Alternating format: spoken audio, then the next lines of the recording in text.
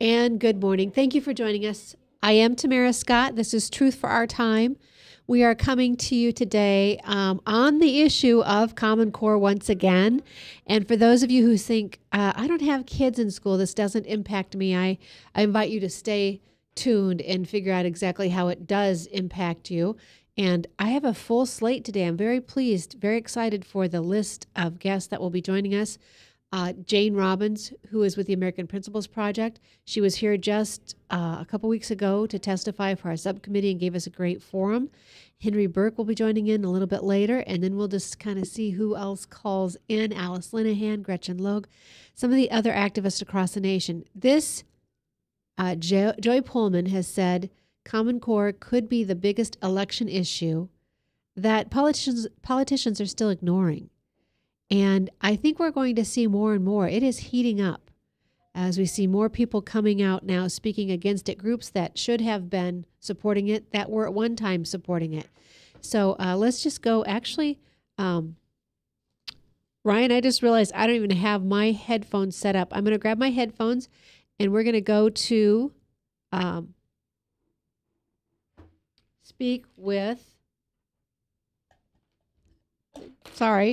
Sorry, I apologize. I've been so busy digging in here. I'll just see if I can do it this way. Jane is on the phone. Is that correct?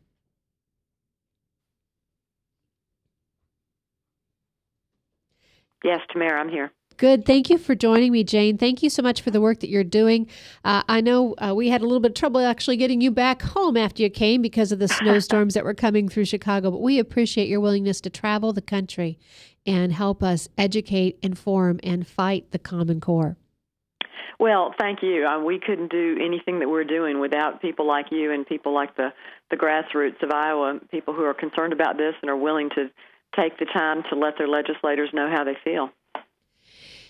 Now, I just have in front of me something that came out of American Principles Project, and it kind of it's a list, if you will, of all the activities happening across the nation, and I want to get to that. But first, I do want to touch on what happened. Well, let's go ahead and go to that, and then when Henry joins us a little bit later, we can talk more about the Iowa situation. But take our listeners and our viewers through, if you would, what is happening in the fight of Common Core across the nation.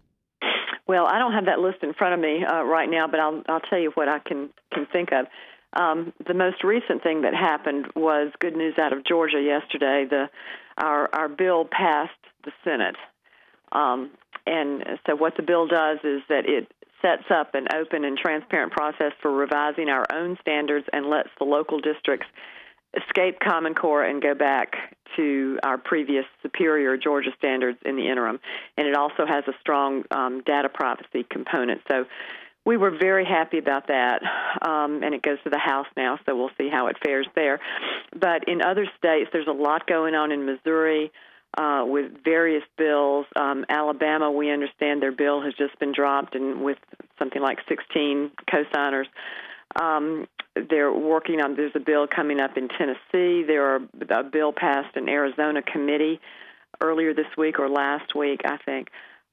New York, as far as I can tell, is on fire about this, almost literally, with all kinds of people from all sides of the political spectrum attacking this whole Common Core misbegotten scheme. All over the country, it is completely taking off, and I think that you're right when you said that this is the biggest issue that the politicians many of them have not yet focused on. Well, they need to be focusing on it. They absolutely are. And I know that they keep thinking it's going to go away. But here in the Iowa House, I think they're realizing it's not going away. They are now having meetings to figure out how they're going to deal with the Common Core and to deal with, we have one bill, as you know, still might make it through the House. That bill itself is still labeled House Study File or House Study Bill, HSB 592. The chair of the Education Committee, Ron Jorgensen, is the one who put that bill up. But as you will see, it has a lot of room for improvement. It talks about the core content. We think that's just another substitute for core curriculum. It doesn't change anything. It doesn't pull us out of the core curriculum. And it doesn't do anything to stop the data collection or break the contract with a smarter balance. Now, Jane, recently someone told me in the legislature that though they weren't familiar with the smarter balance contract that we have, they knew that there was another one coming, which I found odd. If they weren't familiar with the first agreement, the Memorandum of Understanding, how could they be so certain another one was coming? Have you heard anything about another Smarter Balance Memorandum of Understanding coming to the states? I have not heard about that. And see, there are two Smarter Balance agreements that you would need to worry about. One is between the state and Smarter Balance. The other one is between Smarter Balance and the federal government, the Federal Department of Education. So I don't know what they're talking about, which one of those they're going to do something new about. The one that is especially concerning, and unless they replace this completely, you're in a world of trouble, is the one between Smarter Balance and the U.S. Department of Education, which requires Smarter Balance to let the feds look at all of the state student data that they get. I don't know if they're thinking about replacing that, and that would be that would require a lot of a major change on the federal level to replace that. And the same agreement is in force with the other consortium, the PARC consortium. So I haven't heard anything about that. I don't know. Yeah, and I don't think that there's really much to it myself. I think that politicians are starting to look for ways to divert conversations, and when they finally find themselves in a situation they can't get out of, when we start opening up the Memorandum of Understanding, taking it to our legislators, and for anyone out there, no matter what state you are in, I would find out if you have in fact that Memorandum of Understanding. Does PARC have a Memorandum of Understanding as well? Yes, there is one. So people in their states need to find and dig. And I'm telling you, in Iowa, we had volunteers digging. The Department of Education was not very forthright, almost denied, if you will, having one until one of our volunteers said, "I'm holding it in my hand." And so when you get that, start looking through it. For us on page 3, Jane pointed out in another radio interview that your state, our state, has agreed to the decisions that the consortium makes. It says that at the bottom of page 3 under responsibilities of the state. It also then, under bullet point 7 in that last section, says that we will agree to change state statutes, regulations, barriers, our laws. We'll be changing our laws. So no matter what hoops we go through this session, no matter what laws they pass this session, if they don't explicitly break the contract with the Smarter Balance, the Memorandum of Understanding, it doesn't matter because we've already agreed we'll change future laws to comply with whatever the requirements might be that they ask. Is that correct, Jane? Am I overstating that? No, you're not overstating it. And the laws that you have committed to try to change to eliminate barriers to the Smarter Balance Consortium could include your privacy laws. If Smarter Balance says we want the following types of data, and if you had state law that prohibits you from either collecting that or disclosing that, then you've committed that you will do what you can to change those privacy laws. So when we're talking to our state legislators about this, when they say we're going to pass this law, we're going to amend and put no data collection in there, it really won't matter. There's a very big concern that no, it won't matter, and this is inherent in a nationalized, centralized process. Whether it's the federal government that's directing all of this and pulling the strings, or whether it's a consortium of other states, you're giving up your control. Whether it's other states doing it or not, I don't know that that's any better than the federal government doing it. But you don't have control over it. You are having to agree to go along with whatever all of these other people outside the state of Iowa say. And that is not good for parental control of education. And I didn't know that I was going to focus so much on the data collection, but it has kind of taken a life of its own here in this state. One of the ladies that testified along with you in one of the subcommittee hearings was Heather Stansel, who is an engineer and mathematician, and she had carefully gone through the 4th or 6th grade math. She had combed it probably better than the educators themselves and taken concerns to them. But she has recently written a couple of articles on the data mining. We will have those available at the Stop Common Core Iowa page. The Stop Common Core Iowa page that has the red profile picture that says Stopping Common Core in Iowa. We'll put those up shortly, and we'll also put those on the Concerned Women for America site. I have permission from the author that we can put those on our state web page for Concerned Women for America of Iowa. But in this article, she goes through some of the data that can be collected. It could be not just days enrolled or schools, grades, those types of pieces of information, but it can now be whether your child was incarcerated, whether your child had behavioral issues, medical situations, pharmaceutical drugs that your child may or may not have been on, student being transferred, bullied, victims, things that maybe someone wants to outgrow, overcome. And if these labels stay with them, it's very hard for these students to move past this, especially when these pieces of information may now go to a variety of situations. Jane, where are all the avenues this information could go? Well, the federal government has something called the National Education Data Model, which is a recommended list of data points to be collected on each child. It's over 400 data points. It's not required right now, not yet, but states are encouraged to move toward that goal of collecting all of these things. And it does include all of the kinds of things that you just mentioned, including things such as religious affiliation and, family voting status, family income range, that sort of thing. But if you remember a long time ago, late-night comedians would make jokes about your permanent record, that this is going on your permanent record, because it was funny because everybody knew that there was really no such thing as a permanent record. But that will change. With this, it will be a permanent record. And if your child has a rough sixth grade year and he gets suspended for a couple of days, that will be on the record, and that will stay there. Now, where will it go? The federal government is encouraging states to disclose the student data with other agencies, especially with state departments of labor, because this whole thing is a workforce development model. The idea is that you will have very smart people at the top, preferably in Washington, making decisions about the economy and how to plan it and who needs to be prepped to do this job or that job or whatever. It's a workforce development model. So they want to share all the student data with departments of labor so that they can kind of plug people in and produce the right number of workers for the right politically connected companies. And so that's where this data is going to go. Now, that's one aspect of it. So theoretically, employers could see this down the road. And if you were an employer looking to hire people, would you be interested that this particular candidate had anger management issues when he was in 10th grade? Well, maybe so. The other thing that they would, of course, want to share it with is health agencies. And there are a lot of states that are already sharing it with their departments of health and human services or whatever.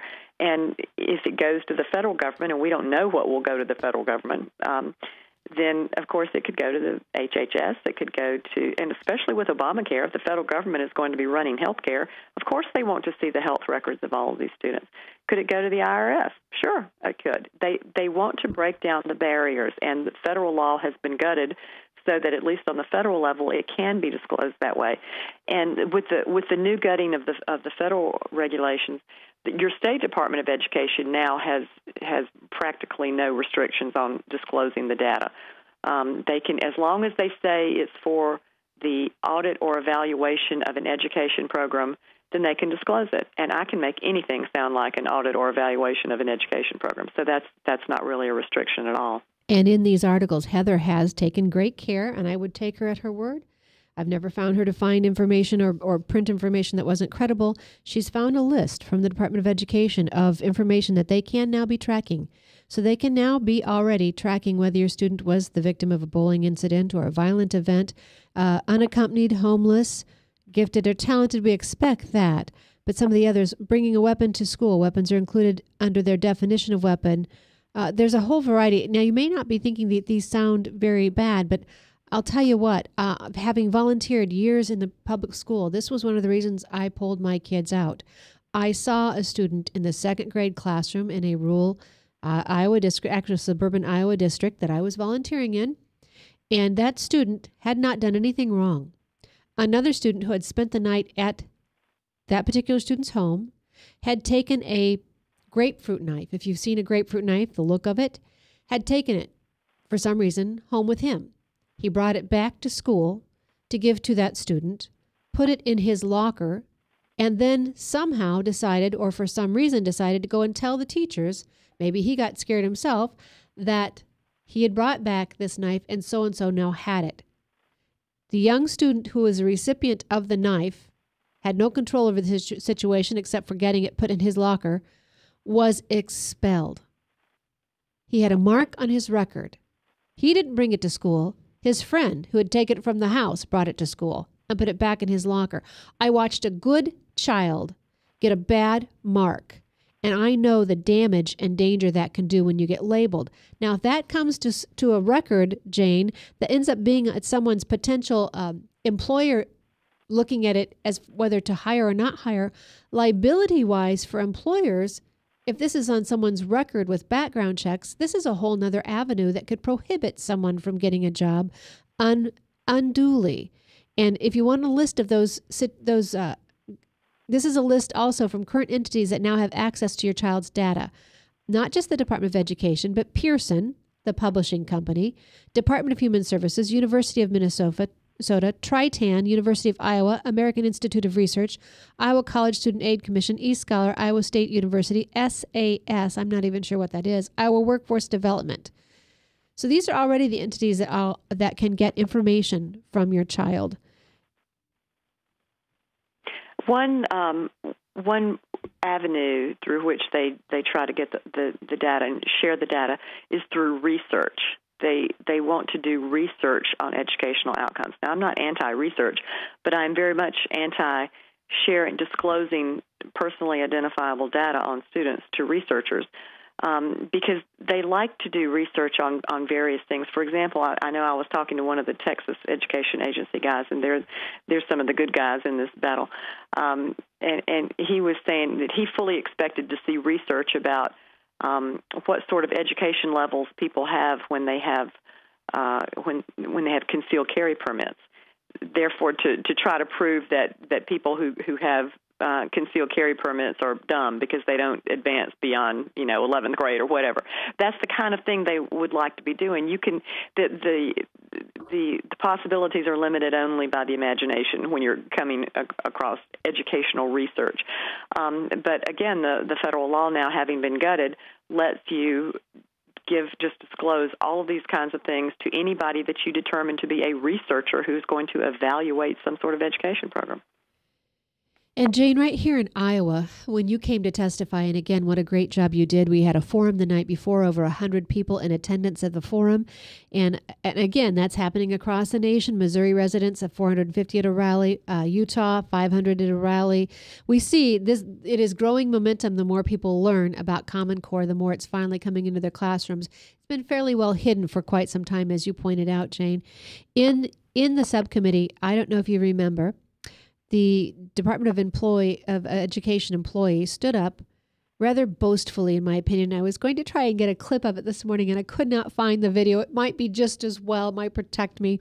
But he stood up with all the arrogance of the captain of the Titanic before he was saying that how it would not sink, that they had reached this new level of engineering, and the Titanic was just unstoppable. And we all remember how that turned out.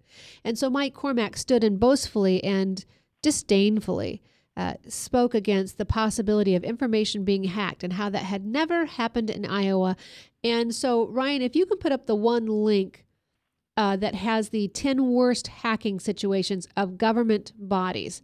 Now, this is from, I think, Money Magazine, and it's the 10 worst data breaches. And if we can scroll down through that, Ryan, we have, I think, NASA is number 10, and number 9 is the Board of Educators, North Carolina, number 8, the school system in Tennessee, number 7, Wisconsin Revenue Department. Number 6, U.S. Navy.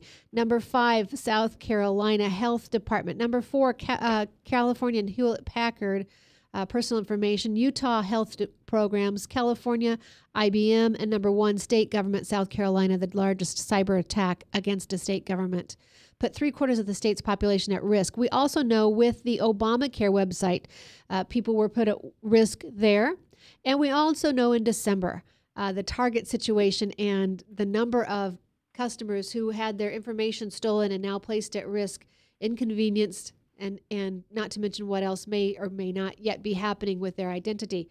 So we have that situation. And yet Mike Cormack disdainfully said, not happening in Iowa. Ryan, if we can now put up the next link, less than 24 hours after Mike Cormack made that statement that it had not happened in Iowa. And Jane, you pointed out because Smarter Balance had not yet really been implemented in Iowa. But within 24 hours of making that statement, Urbandale High School, one of our larger suburban high schools right here next to the metropolitan city of Des Moines, had a hacking situation. Pornographic pictures were posted on the Urbandale School website. And though they found it rather quickly, students had still seen the situation and they were apologizing. Jane, I would say if hackers can get in and put something in, they can also get into the system and take something out. Is that fair? That is fair. That's absolutely true. It's not a question of will this be hacked. It's a question of when, and it will be a question of how much damage will be done. Because one thing that is important to remember here is that student data is a real prize. It's a very tempting target for hackers. For example, if the school is collecting student Social Security numbers, and most school systems do that. There are some states that don't really use the Social Security number, but there are a lot of them, such as Georgia, that really has kind of a Social Security number-based system. Well, those numbers are the crown jewel for hackers because they haven't been used before. They're pristine.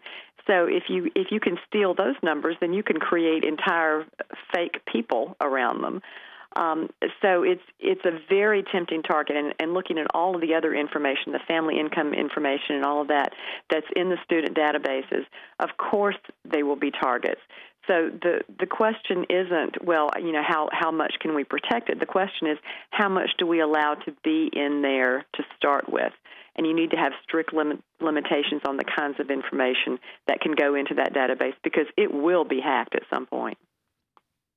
We have joining us on the phone Henry Burke as well. And so, Henry, I'll bring you into the conversation.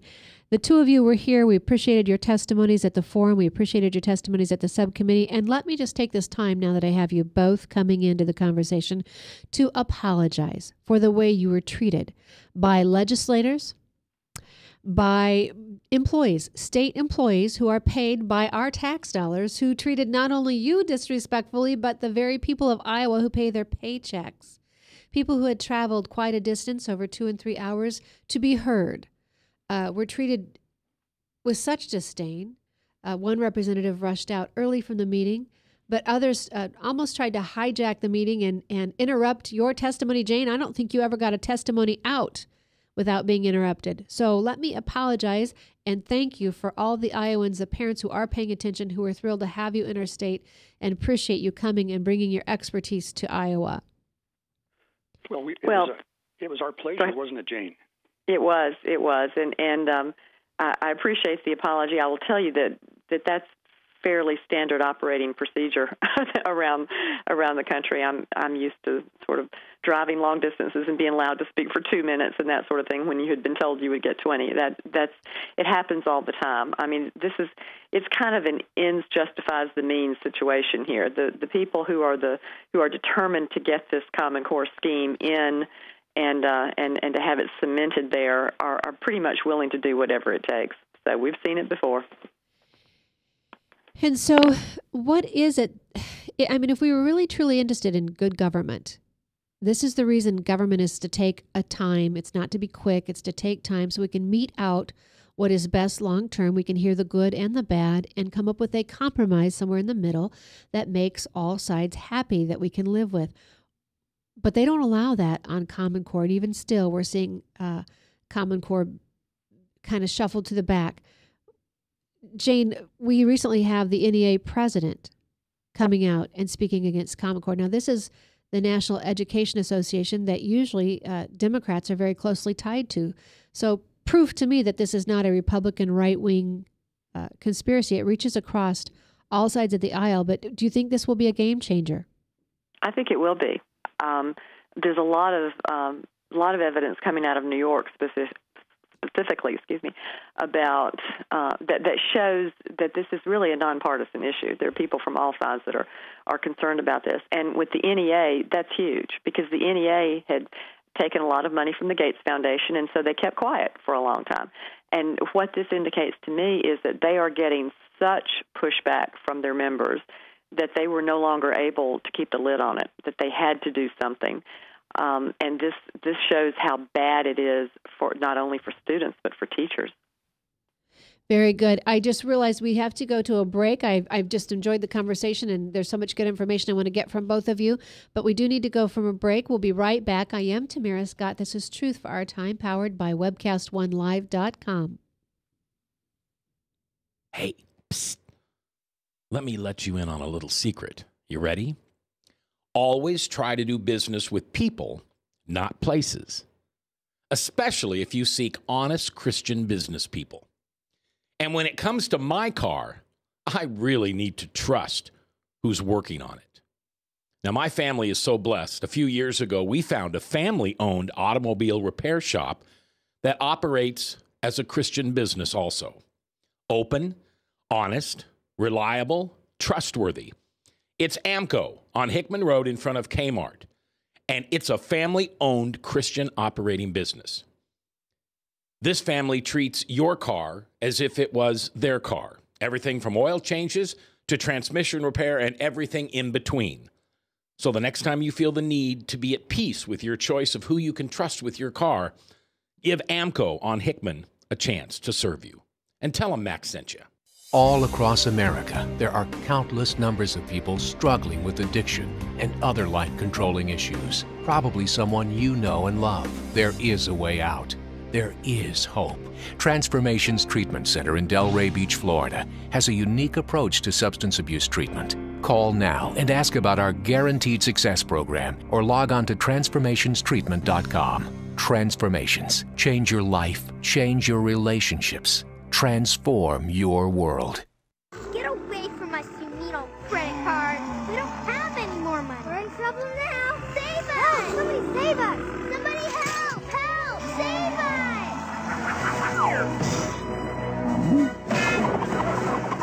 Hi, I'm Tom Coates from Consumer Credit of Des Moines.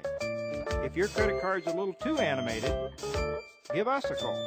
Hooray! We're saved! Consumer Credit! You're our hero! And thanks for joining us. I am Tamara Scott. I'm talking with Jane Robbins from American Principles Project and Henry Burke. Henry Burke is the one who has created a cost-specific, state-specific cost analysis for every state in the union. And if you would like one for your state or more information, we can get you in contact with Henry. We can also get you in contact with Jane. But Jane, why don't you give the best way for people to contact you? The best way probably is through my email, which is jrobbins, Robbins, at AmericanPrinciplesProject.org. And American Principles Project is all one word, and it's spelled P-L-E-S, not P-A-L-S. Very good. P-L-E-S, not P-A-L-S. Very good. Henry, how can people best get a hold of you? In a similar way, via email. My name is Henry W. Burke, B-U-R-K-E, and my email address is hwburke, B-U-R-K-E, at Cox, that's C-O-X.net. Okay. So hwburke at Cox.net.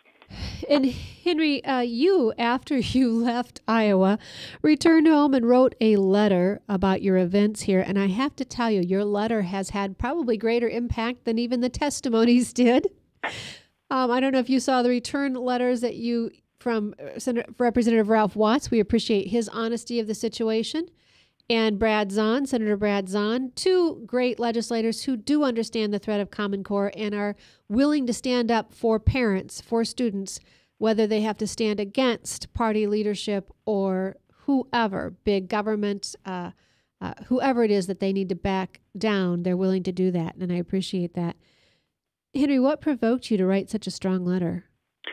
Well, part of it, you referenced the treatment that we received, and yes, it was a little bit shabby. When you have someone, a legislator, showing up late, and then leaving early to make up for that lateness. I thought that was kind of interesting, and we could talk about some other fairly trite things, but in addition to, for example, interrupting Jane Robbins several times, which was very, very rude, trying to take over the meeting, trying to run out the clock. These are just old gimmicks and old tricks.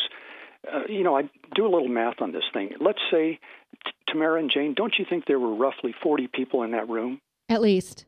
At least. So, okay, let's go to 50. 50 people. If 50 people or even 40 people introduce themselves, and let's say they took a half a minute apiece, 30 seconds. That's not very long to say something about yourself. Do the math. That's 20 minutes right there, 25 minutes if there are 50.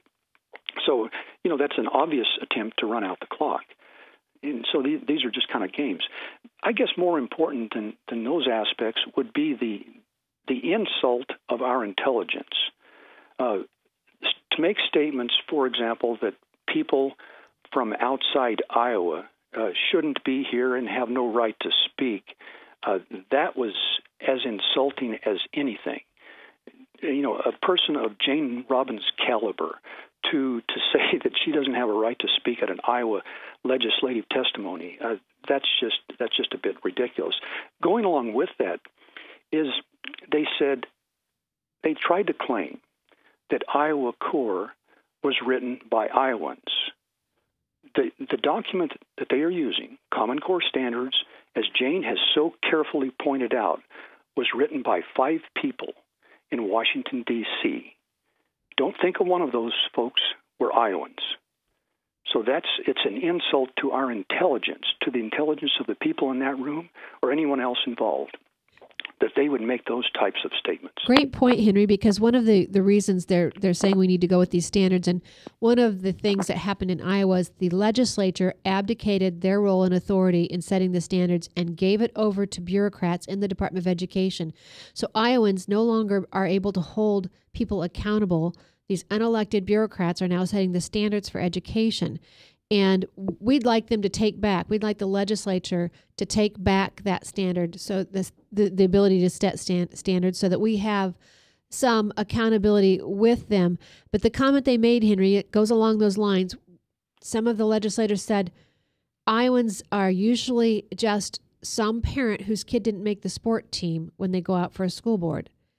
There's no chemist on the school boards, therefore they can't set the standards on chemistry. To which my reply would be, there's really no chemist in the Department of Education, nor the legislator to my knowledge. I really can't think that there were. I know in New Generation Standards they may have had a task force, but I'm not even sure they had a chemist on. Did they have a chemist? They did have a chemist on that task force. But to assume that parents won't have the best interest or that parents can't participate and do well, I go back to our founding fathers and what they were able to establish as far as a constitution in this country. And it boggles me that our founding fathers knew parents, voters, people, we the people, should have the power. And yet we have bureaucrats trying to take it from us today and others going along with it. Jane, I know that your schedule is busy, and I want you to give us any update, any comments you want to leave with us. What do we need to be thinking towards, and what I just want to give you some, I've kind of asked you some questions, but I want to hear what you have on your plate or on your mind. I have never been as optimistic about the chances of defeating this entire monstrosity than I am now. If you had told me 2 months ago that Georgia would pass this bill yesterday, I would have not believed you. If you told me the NEA would have come out against it, I wouldn't have believed you. The tide is turning on this, and the people who are banking so much, sometimes literally because they're going to make so much money off of it, on getting this in are starting to be very, very worried. And now they're saying, well, we need to rebrand and we need to call it something else. We'll change the name, and then parents, because they are so stupid, will fall for that, and everything will be fine. That's not going to happen, and they're going to find out that won't work. I think that if parents and other citizens and taxpayers will continue to keep the pressure on, that we can accomplish what we need to accomplish, which is to get rid of this, to let people know that at this point, at some point, you have to say enough. Y'all have had it for the last 50 years. You have done what you wanted to do to public education, and it has been a disaster. So maybe we shouldn't keep doubling down on failure. Maybe we should go back to local control and parental control and get back to the kind of education that made our country great. Michelle Bachmann, when she ran for president, said we would save money have better results if we quit sending money to the U.S. government for the Department of Education and instead gave it directly to our school districts locally and in our state. Is that a risky statement, or does she have merit? Oh, no, that has merit. I think I would love for someone to do a study on how much it costs the states to get federal money, because every time they send you federal money, it comes with so many strings attached that you end up having to hire people to administer the federal grant and all of this, and then you've got to deal with all of the strings. It is not something that is that actually helps you. It drains money. It drains energy out of the system. That's what centralization does. If you want a good school, put it in the hands of the local people and keep the experts out of it. Let the parents who care more about their children than anybody else handle it. It's the increased centralization in Common Core is just another example of what they've been trying to do for so long, and they're using the techniques they've been trying to use for so long. They're just doubling down on it, and it's very much like socialism. People say, well, it's not that socialism doesn't work, it's just never been implemented really well. Well, no, it's that it doesn't work. That's what they're saying about Common Core. It's just not being implemented particularly well. No, it's rotten at the root. That's why it's not going to work.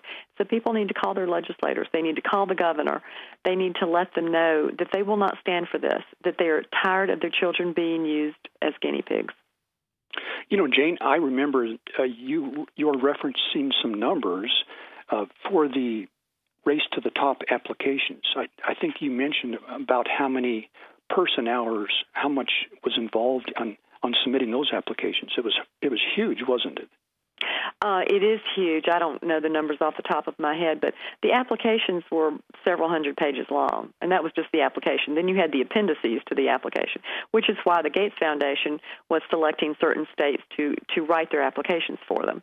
And a lot of those states were the ones who actually got the federal money. It is just enormous. Half of your State Department of Education probably is people who are paper pushers for the federal government. If you would get rid of all of that, you could focus the money where it needs to be. There's just such an enormous misallocation of resources, and the more centralization you have, the worse that problem will get.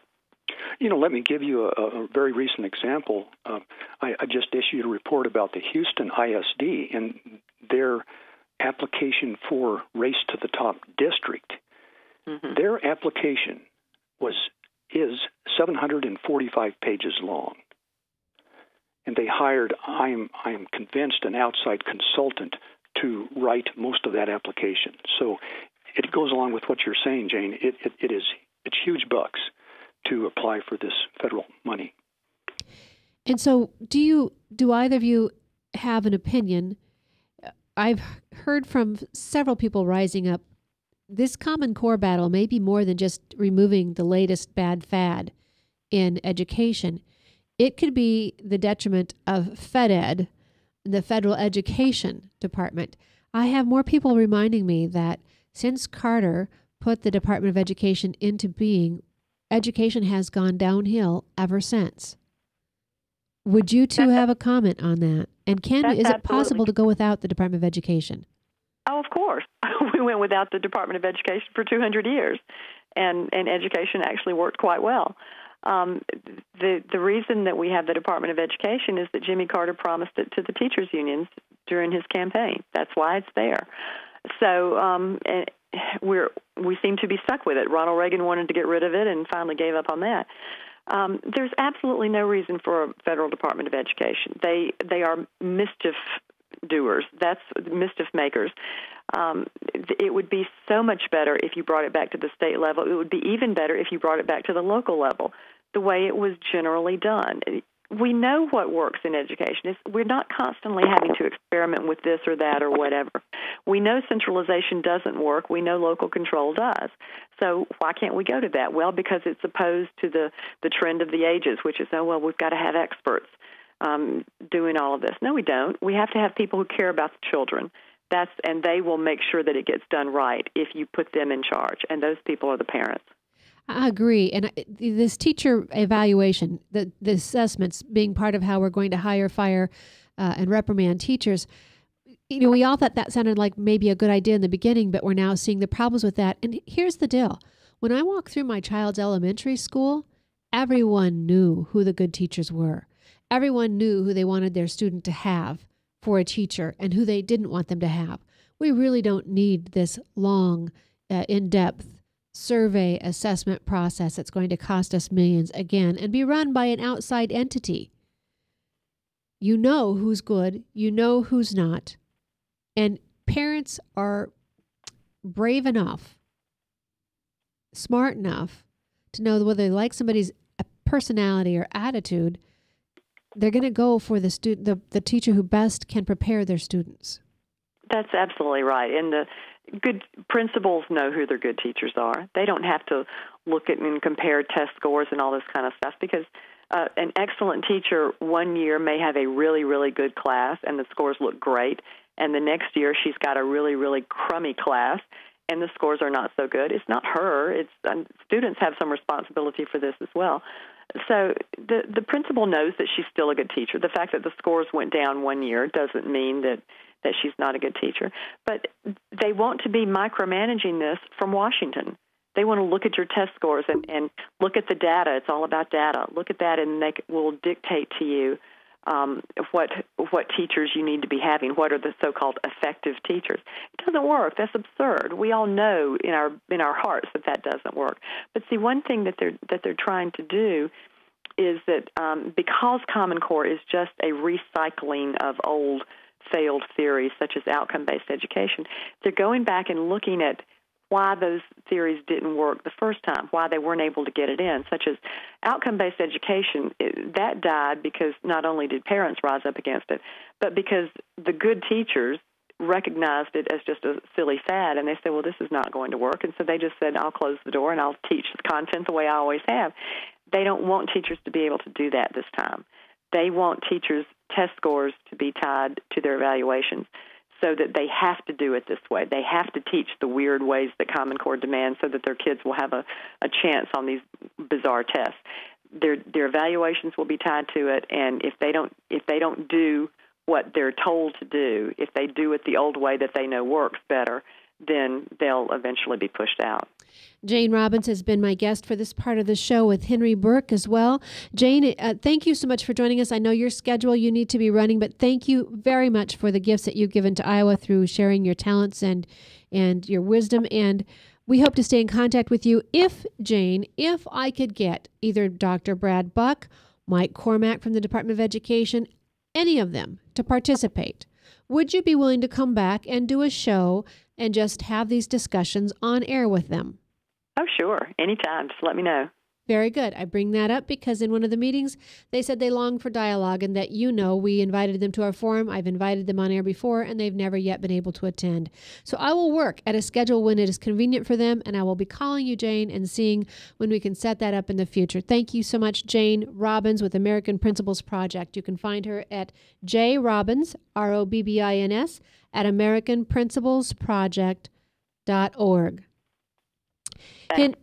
You're very welcome. Henry, we've got to go for a break. If you can stay on with us, we'll be right back after these messages. This is Tamara Scott with Truth for Our Time. We're powered by Webcast One Live.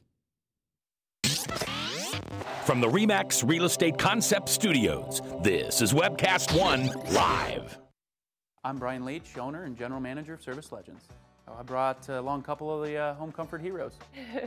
Hi, I'm Tammy Wells. I am Nick Wondershide. I am administrative manager. I am the senior technician from Service Legends.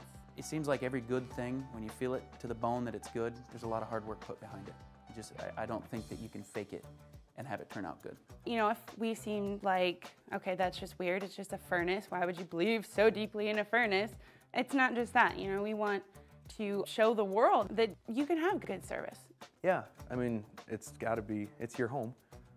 It's built into our daily trainings, it's built into our culture, that we're gonna do whatever it takes to have each client say they love us, period.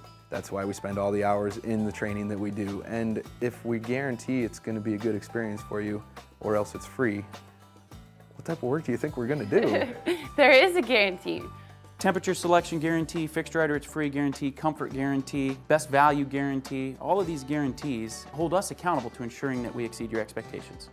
And if for whatever reason we'd fail and we can't make it right, we guarantee all of those guarantees with a 100% money back guarantee. I mean, if you don't think that your technician can fix it right, are you going to say that to a client? No. You don't have to worry about having a technician come to your house. We drug test, background check all of our team members. We put safe people in your home. Each and every one of our service techs, 400 hours a year in training. You tell it the minute they walk in the door. They know what they're doing, they've done their homework, and they actually truly care about what you want. Because at the end of the day, you're the person that makes sure I have a job. They're going to be listening. They're going to want to know what your challenges are. Then they're going to come and give you options, and you get to choose. If I'm there to help and I make it easy and painless, I did my job right that day. Well, when it comes to your comfort, safety, and your family, you don't necessarily go buy the most expensive, but you get the most bang for your buck. Oh, it's worth it, because there's a lot of people that will find a way to get it to work right now and then leave and then come back, charge you again, and the cycle just repeats itself. So when I'm out there looking at the furnace, I want to find why it failed today. How can we change the part today with something that you're not going to have to worry about? Is it worth changing the part today? I mean, you can put a lot of money into a furnace. I can fix parts all day. There's good job security in that for me, but is it the right thing for you? I get a lot of the phone calls of after the technicians are there. They're just in awe. They're like, wow, you guys are great. I mean, I don't even know what to say. You guys are great. Everything you did was perfect. It was great. Keep going though, I like this. Just give us a try. I'm going to take all the risk. I've got the time to make this right. I've got the support to make it right. Just check us out. And if you don't see the value in what we do, I mean, fixed right or it's free or 100% money back. enough said. And thank you for staying tuned. I am Tamara Scott. This is Truth for Our Time. We're talking about Common Core. We're talking about Common Core across the nation. And as Jane was pointing out, all those things that are happening, and as she said, she's never been so optimistic about all the changes we're seeing. Gretchen Logue is joining me now. Gretchen, I believe, is from the state of Missouri. Gretchen, thank you for joining us. For having me on today. You're very welcome. Now, I had spoken with Ann Gazel, who you work with. Mm-hmm. She couldn't come on because what's happening in Missouri? Well, we just had our House Bill 1490 was execed out of Education Committee this morning, so she's at the Capitol, and that is the one that takes Common Core, asks for the removal of Common Core from the state of Missouri. I celebrate with you. That is tremendous. So it came out of committee, and now it will go to the floor. You're going to see if you can get it to the floor for a vote. Yes, right. Hats off to our friends in Missouri. And this is what Jane Robbins was referring to. There are things happening all over this country. Legislators, governors who are saying no more. My people don't like this. Yes, you have some who just want to change the name, but others are saying no, the program is bad. When the NEA is coming out against it, obviously there are problems. Right, and we still have some. I don't know if any of your listeners are familiar with our Representative Mike Lair, who made his tinfoil hat budget line item last week, and he is a Republican. He is head of the Appropriations Committee, so we still do have quite a bit of educating to do. However, it's a big change from last year in where you'd mentioned Common Core and people would say, these legislators would say, what is that? But now they all know what it is. And so we have been busy educating for a year, going around partnering with Concerned Women of America, having many, many, many town hall meetings about Common Core where parents and teachers, if they're allowed to go, attend and hear about the facts of Common Core versus the PR spin in that we're misinformed. We have myths about Common Core that are not true, et cetera, et cetera. And as more of them are proven to be true, our legislators can't help but listen. So we want to thank you for your work. If people want to find you, where do they find you? They can look at us at Missouri Coalition Against Common Core at nomocommoncore.com. How you like that? Or we have Missouri Education Watchdog, which does cover Missouri education as well as what's going on nationally with Common Core. So no more Common Core, It's like NOMO. NOMO. Yeah, it's an abbreviation for Missouri. NOMO Common Core. And then Missouri Education Watchdog. .com. Okay. Is the NOMO Common Core? Is that a .org or .com or what is that? .com. .com. Okay. .com. All right. And so y'all have a Facebook page too, right? Yes, we have a Facebook page for Missouri Education Watchdog. All right. So thank you so much, Gretchen, for the update. Our hats off to you, and we'll keep you in our prayers for your work. And that's one thing you can be doing out there, anyone. If you can't get out and go to the State House, you can certainly be praying over those who are getting out. So thank you so much, Gretchen. We appreciate you giving us that heads up. Thank you. All right. Bye-bye. We're going to turn to Henry Burke. Henry, thank you so much for staying with us. I wanted to get that update in, and I think we have Alice Linehan who will be calling in pretty soon with some news from Texas as well. So things are bubbling. It's percolating. They can't keep the lid on it now. I think that's right. I think the word is getting out. And really, all of us do correspond with people all over the entire country.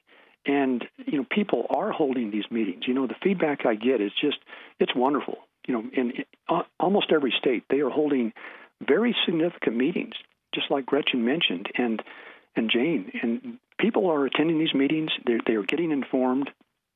They are going to their state legislatures. And as we have covered, in various forums, in virtually every state, it was the State Department of Education and the State Board of Education. Those are the folks, those are the bodies that adopted Common Core. The state legislatures were left out of the picture. So now it's time for the citizenry to get up in arms and go to the State House and make your protests, your views known. And we have Scott joining us on line 1. I want to quickly go to Scott. Thank you so much for calling in. Are you there, Tamara? Yes, I am. Scott, you were at some of the subcommittee hearings, but what is your thinking for Iowa? Where do you think we're headed? What do you You're kind of cutting in a little up. Can you still hear me? I sure can. All right, so I'll give you my answer of where I think we're going. So first off, as a parent who just got involved in this, one of the first things that I kind of like to say is that really I would trust our legislative process if they allow the public debate. I think generally if we get the public debate, we can get to the best answers that are going to take place for the majority of our citizens. What I kind of found a little disheartening is there's so many House filings that have come up on Common Core that are either dead on arrival or don't get out of subcommittee. So one of the things that I did is I challenged all of our education committee members to respond back to me on if they've already made up their decision, why. If not, I challenged them with their leadership to let the public's debate continue. So it is what I find positive about it, maybe to echo some of the other callers that I've heard on the line, is it is positive that so many people are continuing to come back, and they're not stopping. They're continuing to hit the Iowa Department of Education. They're continuing to introduce legislation, and I think we are, as Jane said, we are going to win this battle. So it is a little bit frustrating to see so many things snuffed before they get an opportunity, and so many people don't know about this, but because of the work that you're doing, Henry, Jane, all the other people that are tackling this, and the representatives really hitting it hard, more people are waking up every day, and that's the encouraging thing.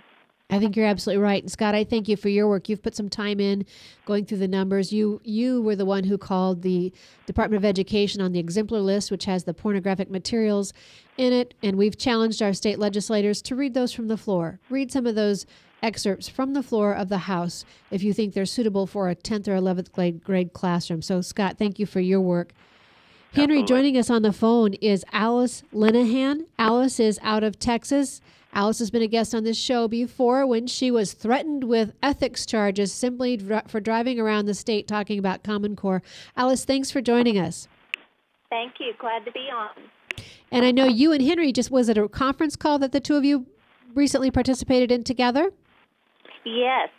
We have Women on the Wall has a weekly conference call where we talk about the strategies and the tactics of how they're implementing this Common Core philosophy of education in all 50 states, including Texas.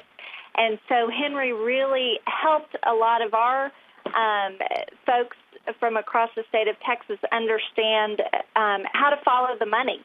And it's interesting because Texas is supposedly a state that said no to Common Core. We even passed a law, HB 462, that made it illegal, we thought. What we're learning, just as Henry talked about earlier, school districts are going directly to the federal government for this race to the top money. And so it's interesting to talk about and have guests on who can connect the dots for people. And one of the things that we're doing in Texas is, and across the country, is a Can I See campaign where we're calling on parents to go in at the local level and connect the dots. Because even though legislation is passed, like we passed in Texas, the legislation is flawed and there's holes where it can come in. So we are asking parents to go in and say, can I see what you're teaching my child? Can I see how you're teaching my child? Because it's so important to also look at the teachers' manuals and look at the professional development of the teachers. And the last one, number 3, can I see who's financially benefiting from the curriculum products that my child's teacher is being evaluated on? Because just as Jane pointed out earlier, that's how they're controlling the teachers, is through the evaluation, and that's how this is getting in. And it's a fascinating thing to watch this movement, and I do think it's a movement in all 50 states as people are banding together to connect the dots. And so, Alice, if you would quickly go through those 1, 2, 3 points again that we ask people, that you're asking people to go into their local school districts and seek this from their teachers, from their administrators. So it's 3 things. Can I see? Can I see what you're teaching my child? Can I see how you're teaching my child? And can I see who is financially benefiting from the curriculum product that my child's teacher is being evaluated on? And we're using the hashtag on Twitter, Can I See? And we've got a great graphic that we had an artist put together, and we're getting photos and pictures with legislators, moms and dads, grassroots people with this Can I See? And, you know, a lot of these elected officials, I don't want them to tell me, oh, I'll fix it legislatively. I want them to do what Lieutenant Governor David Dewhurst did. Instead of saying, I can fix this legislatively, he said, you know what, this is so bad and they went around us. We can't fix this legislatively fast enough. I need to be a leader and go in to my own child's school and be a dad and say, can I see?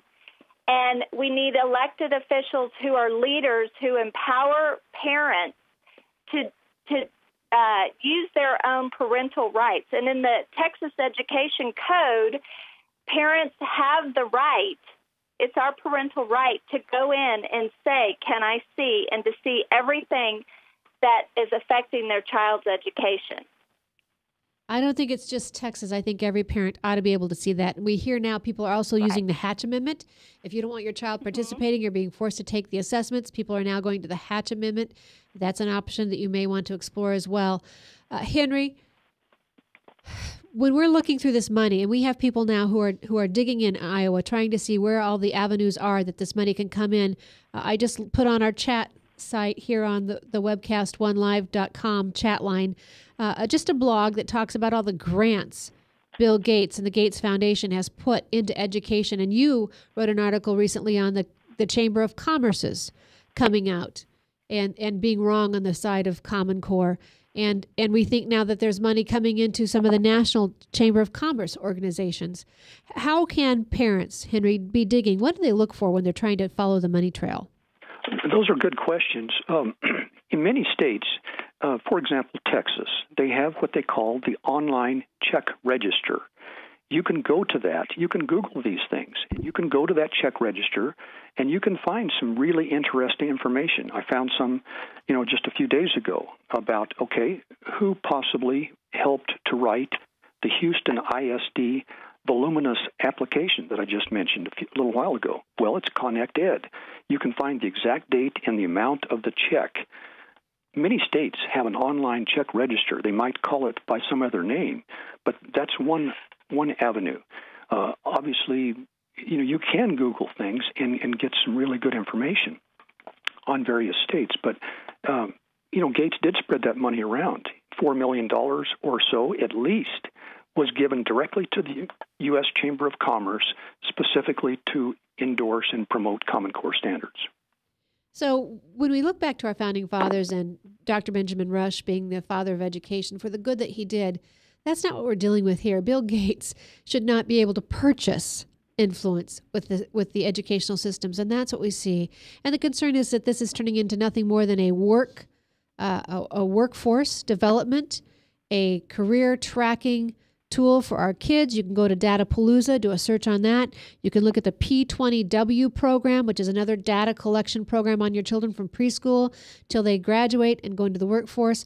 Henry and Alice, we're out of time, but I thank you both for chiming in with us today and hope that you will come back again. And Henry, I know we'll probably want to have you back and talk more in detail about the data, about the finances, but thank you so much for coming in with us today. Parents, if I could say to you, whether you're in Iowa, whatever state you are, it's not just enough to get onto a website, to get involved, to learn. You need to take it and do something. You are the advocate for your child, and it's high time that your child knows they can trust you, not to listen to the experts, but to do what is right. You feel it in your gut, you know. And it's high time that we start demanding better education, not the education system, better education, actual learning for our children, whether that's done privately or how that's done through another method.